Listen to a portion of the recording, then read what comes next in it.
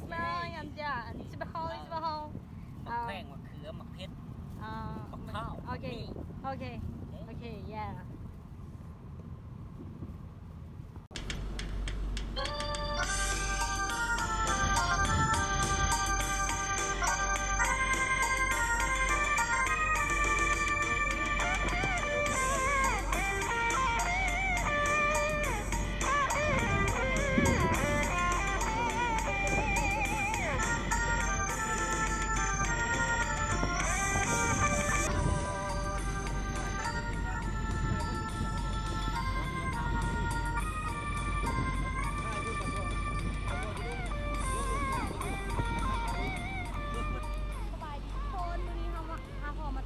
หรือว่าพ่อเฮากับพามาเบิ่งเพิ่นเตะบาสนั่นแหละอยู่เดินบานพรวิไลศักดิ์เมืองตะแคกกันขมวนเนาะบ้านอารวาสอยู่เดินบ้านเนาะมันนี่นะ เอาคือสวยแท้มึงนี่คือสวยเลยเมื่อกี้นี่ยังไปตาบักหุ่งอยู่เนาะ ตั้งใจโดนหากระเห็นเนี่ยโดยสบายดีแม่สบายดีสบายดีอย่างปีใหม่จะของเดินบ้าน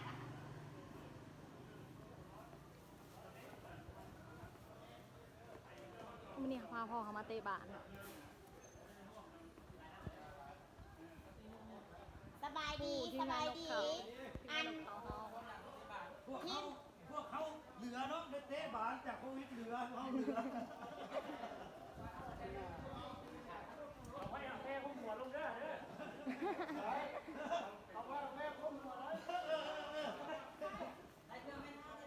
ฮัลโหลสบายดีสบายดี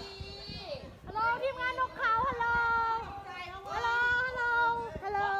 สวัสดีอันนี้เราน้อยนิพนธ์เนาะอันนี้ ว้ายว้าวคนคุโด อุ้ยฟ้าวเลยค่ะเขาอยากหันกล้องหลายว่าแนะนำตัว เจ้านี่มันเป็นของเสียสมอง ทีมงานนกเขา ที่มันเขาซ่อนยูทูบ แต่ว่าใส่เสื้อนางลาวทองพ่อมื้อนี้เจ้าคิดว่าเจ้าสิชนะบ่คิดว่าสิชนะบ่ ทีมมันทีมยังก่อนทีมแรกเราเลยต้องเที่ยววะ เจียวจักลูกมื้อนี้เจียวจักลูก โอ้ยคนละเดี๋ยวคนละลูกมา6 ลูกเตะคนเตะทีมพิการเนี่ย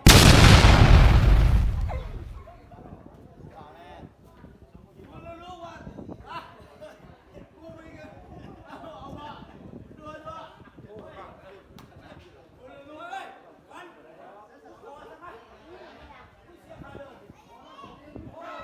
เราสบายดีเฮ้ยมื้อนี้จักลูก ชีวิตจาก2 ลูกพอให้ตัวยิง3 เอาแล้วว่าเอา6ไหน ไอ้มึงเอา6 ไม่แล้วเอา5เนาะขนุนเด้ว่าได้ไร แอดซิดกับว่าโมยิงวันนี้ ฮะ แอดซิดกับว่าส่งให้เขายิงวัน อ๋อ นี้ โอเคนี่คือทีมงานนกเขาสบายดีลืมเอาสิฮับจักลูกวันนี้สิฮับลูกเตะออกเตะบอกโอ๊ยอย่าเอาแค่ไปโจกกับเจ้าด้วยจะเขายิงแค่มึงไงโอเคเอา6 ลูกนะตามโอเคตามนัดเลย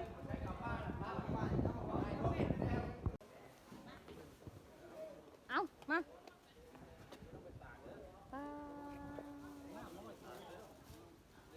แย่งซีมเขาขนาดเลยเนาะทีมงานนกเขาเอา6 ลูก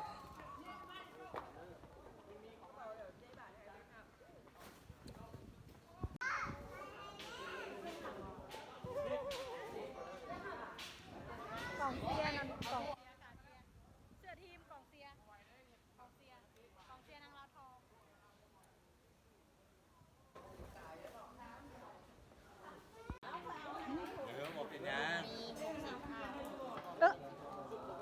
ถ้าเบิ่งคันเสื้อดำโมสนาเสื้อแดงมือนี้ เฮ็ดแต่สิเป็นลักษณะ ฮะ สีแดงบาดนี้ โอ้ยเสื้อดำมาครบชุด มาครบจุด 6 กิโลมึงอย่าลืมเด้อกูท้าอยู่โอ้ยเขากะเฮ็ดมาแล้วท่านนะมันจืดไปเลยท้องประเทศก็จะว่ากัน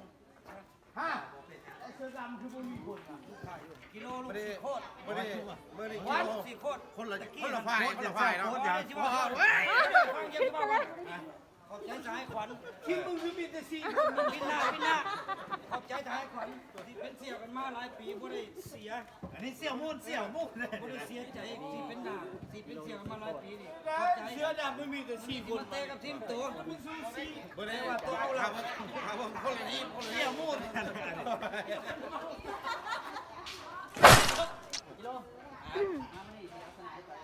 ว่า เอา30นะจ๊ะเนาะสลักมึงไหนโอ้ย เตะกับทีมมึงสัมทีม แสด พิ ง การ 30ได้จ้ะ30ได้ โบแบงให้ต่อยนะว่าจะพูด เสี่ยวเด้ออันนี้นะเสี่ยวอันนี้เสี่ยวมุ่นนี่โอ้หลายปี เดี๋ยวกลัวก่อนมาเนี่ยขอบใจสายขวัญที่เชิญทางมาเตะบาสอันนี้เสี่ยวบ่ได้ต้มกันนี่มันเป็นใส่ซึกมาฮอดทีมหมอเราเบื่อเราเขาบ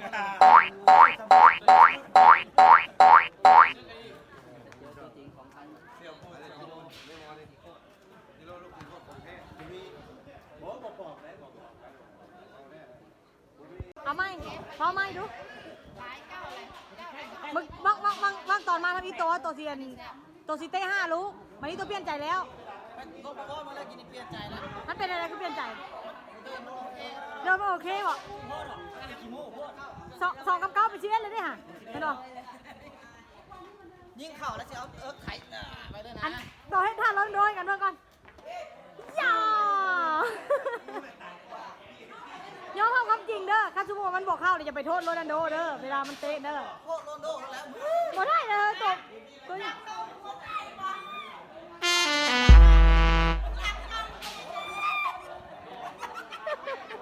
เจ้าบริเวณข้างในสลิปพักออกมา เอ้ยคักมือนี้คือคืนดีมือนี้คือคืนดี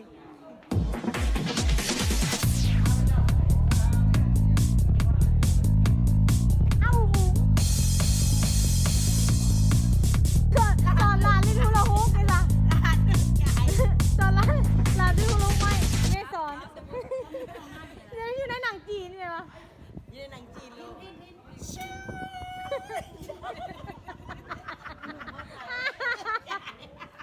เราบจกปากเลย กระจกปากโอ้ จกปาก กระจกปาก กับ โอ้ ปานยัดกันไปเลยเลย โอ้ เชี่ยยา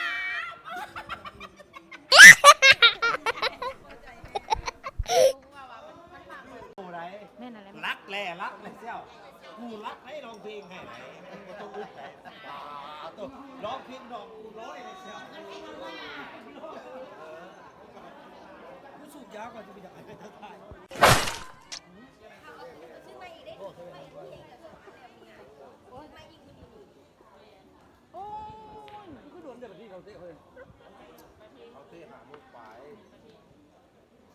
ต้องพกมุกปลายเลยหรอ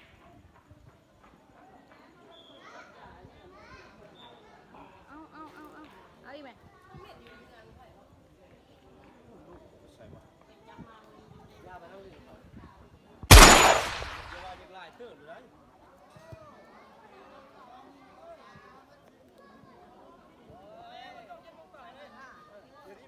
ไปเรือมีใส่มานี่วะ นี่จะไป100 บาท ไอโอซีจุดหนึ่งนะ 30เด้อมา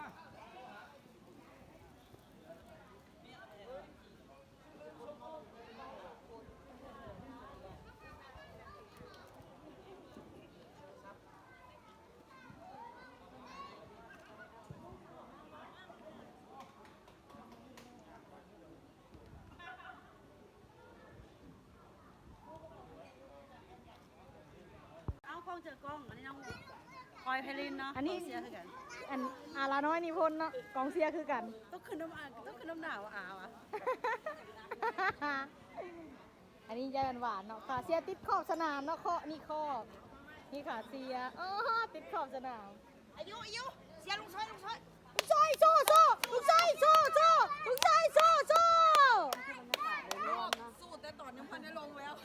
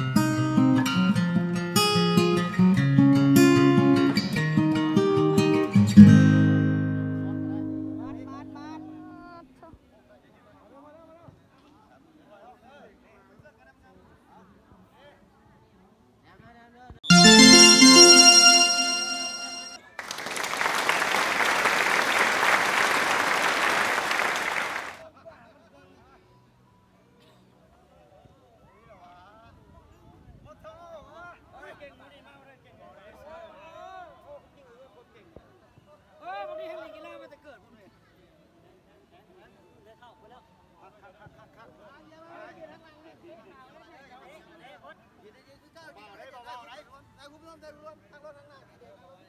เดี๋ยวมาทางนั้น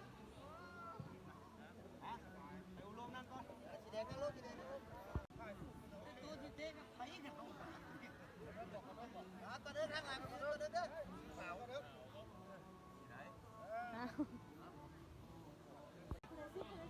ธรรมดา6 ลูกธรรมดา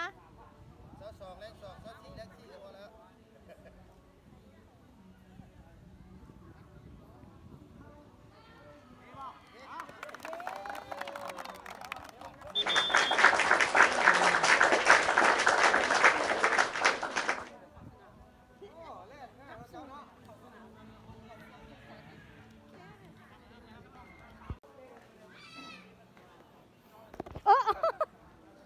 มาห้าวกระถ่ายในอันนี้ว่า ยังวะปลดอาวุธ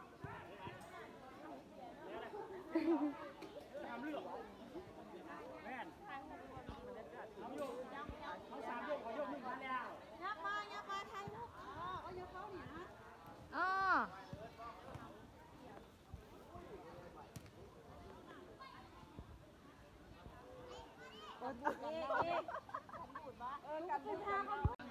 ยังออกจากเดินเด้อยังออกได้มาเด้อ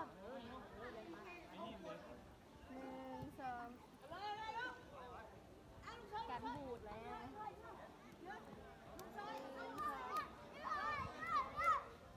ลูกซอยสู้พ่อสู้ลูกซอยสู้ลูกซอยสู้ ลุงช่วยมันอีพ่อสู้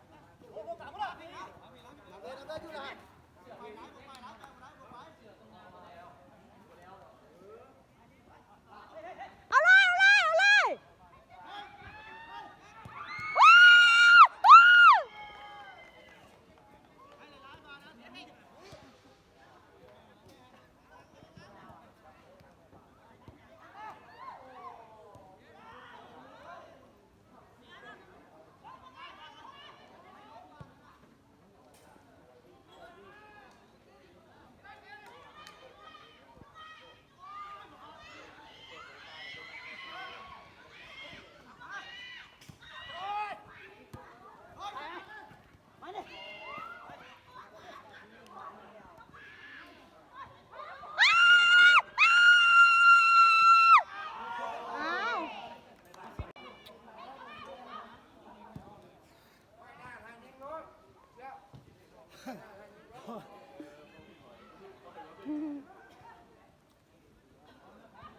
ไปไหมพ่อ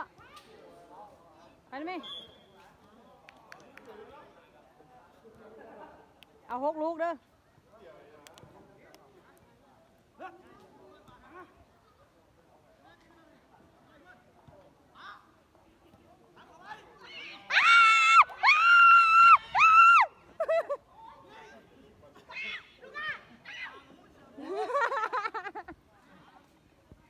อุ้ยขาเสีย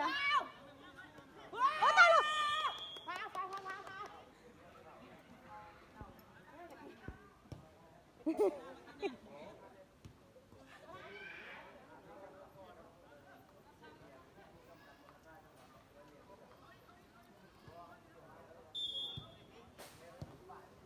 โอ้เสียดายเนาะ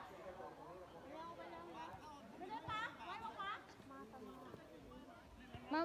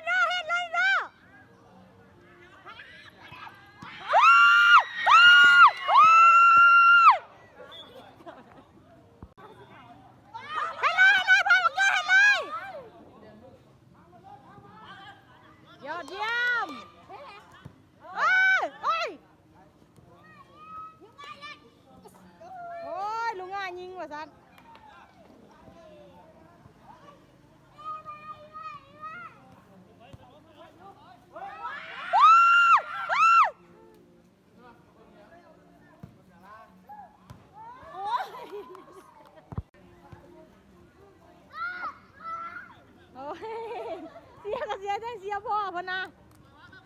พ่อบอกโยโซ่โซ่ลงมาโซ่โซ่วู้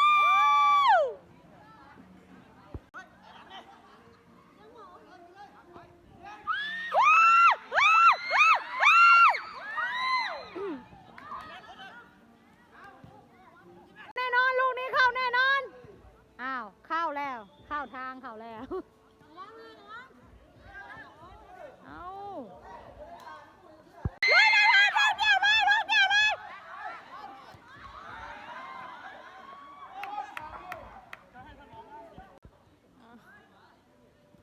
ว่าลงกันแล้ววันนี้ยองหัวยองน้ำกันหัวยองไปน้ำกันลงกันแล้ววันนี้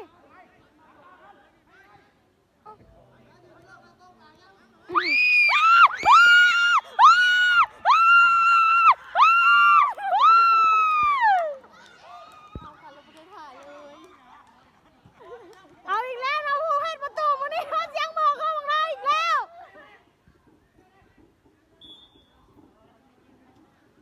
เสียงมือข้อบักนอเนี่ยเป่าราชการคือว่านอเฮานี่นะ เฮ้ยก็จะเห็นท่าอีก เฮ้ยหมอก็จะเห็นท่าอีกจ้า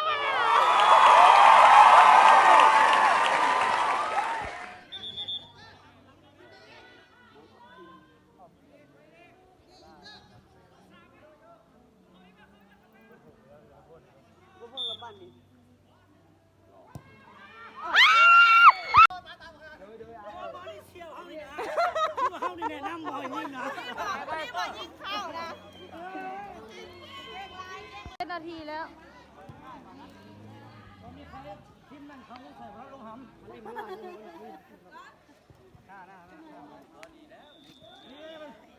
พ่อบักคูขี้พ่อบักคูขี้ คุกกี้หับบานบ่ได้ อันนี้เขายังมีแต่พ่ออีอุ่งบ่พ่อบักยูบ่ไปสิ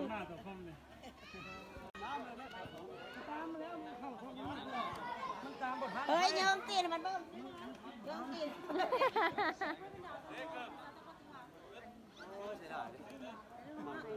เฮ้ยก็อยากเห็นอีกก็จะเห็นอีกเฮ้ยวันหนึงเฮ้ย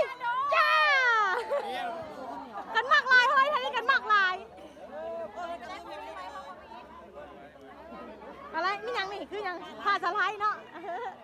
พ่ออีอุ่งเล่นไว้ขนาดเลยพ่ออีอุ่งเล่นไว้ขนาดเลย คันทุกแบบ ควงมึงจะไปกับกูบอลเลย เอ้าหลอนเฮ็ดกะติเลยพ่ออีอุ่งสุดยอดเลยมื้อนี้ ไปไหน มื้อนี้เป็นยังไง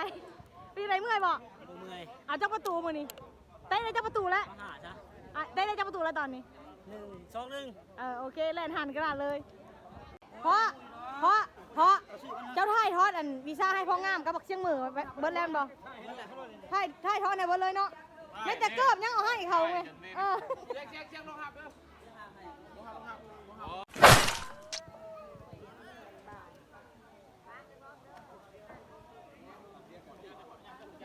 ตอนนี้เราชนะ 5-3 เนาะ 5-3 ต่อประตูทีมงานหนุ่มเขาชนะ 5 ประตูทีมงานโทรภาพ3 ประตู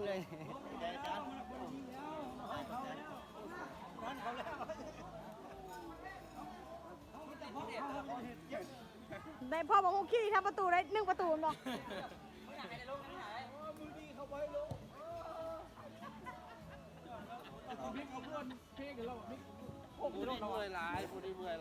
พวกนี้บริลงนะพวกนี้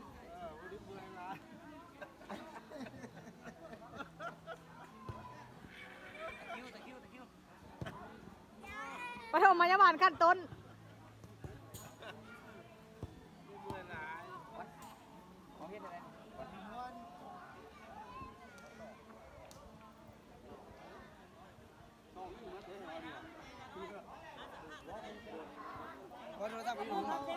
เราสัมภาษณ์ชาวบึงฉาน เยี่ยมเสียดไปเสียดมาน้ำเสา ผู้สาวเสร็จหาหลาย บัว ติ๊งตองอยู่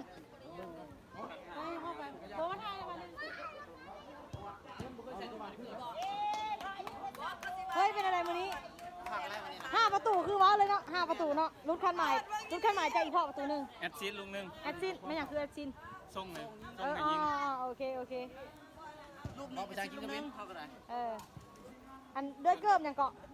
เกือบยังก็กี่โต้ยบ่ กี่โต้ย เออ ที่เซ็ตที่ว่าใช้ดังเลยจะ อ่ะ เป็น สิ เจ้า บ หน้า ห้าสิบห้าเลยสิบห้า ใช่ สิบห้าเลยโอเคโอเคyeah โอเคโอเคสิบห้านี่มันสิบห้าโอเคอาทิตย์คิดบวกเนาะเยี่ยมบ่ได้ตามคาดหมายเนาะได้5ประตูว่าตั้งแต่ทำอีก6ประตูได้แต่5มาต่อให้กำลังใจกันเว้ย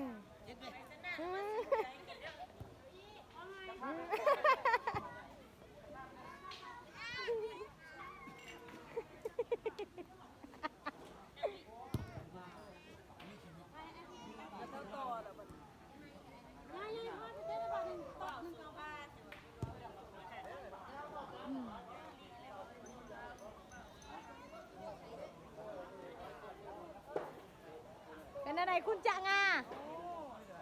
5ประตู เบาๆเนาะมือนี้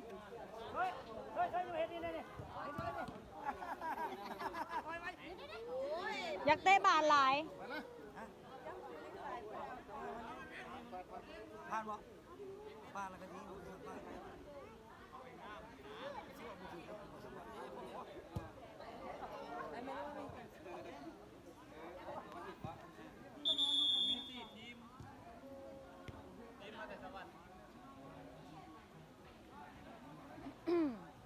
ตอนนี้พาพ่อไปสัมภาษณ์